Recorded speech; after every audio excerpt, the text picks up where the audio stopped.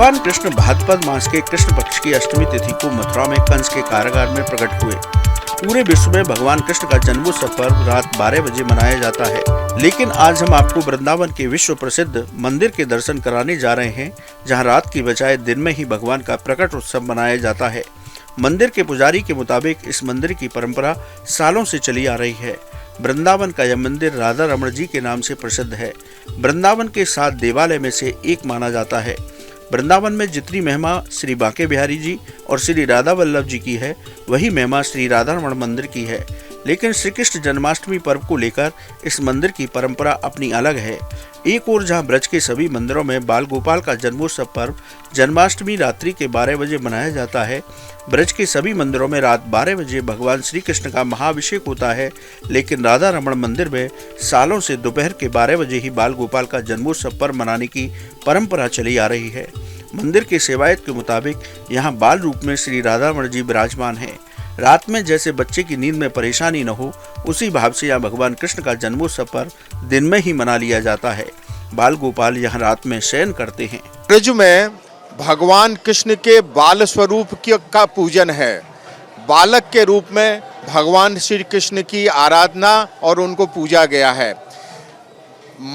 भगवान श्री कृष्ण का जन्म निश्चित ही मध्य रात्रि को मथुरा में हुआ था, किंतु बालक को कष्ट ना हो, रात्रि में उसकी निद्रा में कोई बाधा ना हो, इसलिए हम लोग उस बाल स्वरूप के रूप में भगवान श्री कृष्ण का अभिषेक प्रातः करते हैं, ताकि बालक जो है भगवान श्री कृष्ण के रूप में रात्रि में अपनी निद्रा को पूर्ण कर सकें। इसलिए प्रातः हम लोगों के यहाँ यह प्राचीन काल से अभिषेक का विधान है। श्री राधा रमण मंदिर में बाल गोपाल के दिन के समय मनाए जाने वाले जन्माष्टमी पर्व के दर्शन के लिए देश विदेश से भक्त पहुँचते हैं। श्री राधा रमण जी के श्री विग्रह को दिन में पंचामृत से अभिषेक कराया जाता है। अभिषेक के दौरान मंदिर परिसर में भजन संकीर्तन अनवरत चलता रहता है। कहते हैं कि श्री राधा रमण मंदिर में जन्माष्टमी पर्व के दिन अभिषेक दर्शन करने से सभी पाप कर्मों से मुक्ति मिलती है और सभी मनोकामनाएं पूरी होती हैं। जन्माष्टमी पर्व के दिन यहाँ भक्त श्री राधा रमण जी के दर्शन करके अपने आप को धन्य महसूस करते हैं। जन्माष्टमी का महाअभिषेक बड़े धूमधाम से आयोजित करते हैं। यह अभिषेक प्रातः लगभग 8:30-9 बजे प्रारंभ होता है। सर्वप्रथम गोस्वामी बालक जमुना जी से जमुना जल लेकर आते हैं और जमुना जल लाने के पश्चात श्री कृष्ण जन्माष्टमी का अभिषेक मंदिर प्रांगण में प्रारंभ होता है। सर्वप्रथम दूध, दही, घी, शहद और बूरे से श्री विग्रह का अभिषेक होता है।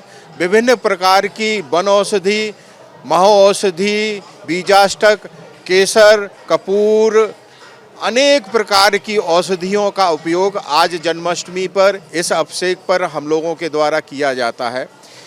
देश से ही नहीं, विदेशों से लाखों की संख्या में भक्त अभिषेक का दर्शन करने के लिए यहाँ पधारते हैं और अभिषेक के पश्चात उस पंचामृत का और प्रसाद का वितरण समस्त भक्तों को किया जाता है। श्री कृष्ण जन्माष्टमी के दिन वृंदावन के श्री राधा रमण मंदिर में दिन के समय ही प्रकट उत्सव मनाने की परंपरा सालों से चली आ रही है। भगवान के जन्म के बाद एक अनोखा प्रसाद भी भक्तों में बांटा जाता है। इस प्रसाद को चीर प्रसाद कहा जाता है। इस प्रसाद को लेने के लिए भक्तों में होड़ सी लगी रहती है। कहा जाता है यह चीर प्रसाद भगवान का अंग वस्त्र होता है। मैं जो भी मांगती हूँ, जो विश सोचती हूँ, वो पूरी हो जाती है। और आज भी मैंने यही मांगा था कि मैं जन्माष्टमी पे वृंदावन आऊँ और उन्होंने मेरी विश पूरी कर दी और मैं बार बार वृंदावन धाम आना चाहती हूँ। इस बार जन्माष्टमी पर्व 26 अगस्त को मनाया जाएगा। इस पर्व के दिन आप यदि ब्रज यात्रा कर रहे हैं तो वृंदावन के श्री राधा रमण मंदिर में जाकर भगवान के प्रकट उत्सव का दर्शन दिन में ही कर सकते हैं, जिसका अपना अलग ही आनंद है। उसके बाद ब्रज के सभी मंदिरों में रात 12 बजे होने वाले महाअभिषेक का दर्शन कर सकते हैं। कैसी लगी आपको हमारी जानकारी, हमें कमेंट बॉक्स में जरूर बताएं। बाकी धर्म कर्म से जुड़ी तमाम जानकारी के लिए सब्सक्राइब कीजिए हमारा डिजिटल चैनल और देखते रहिए न्यूज नेशन स्तुति।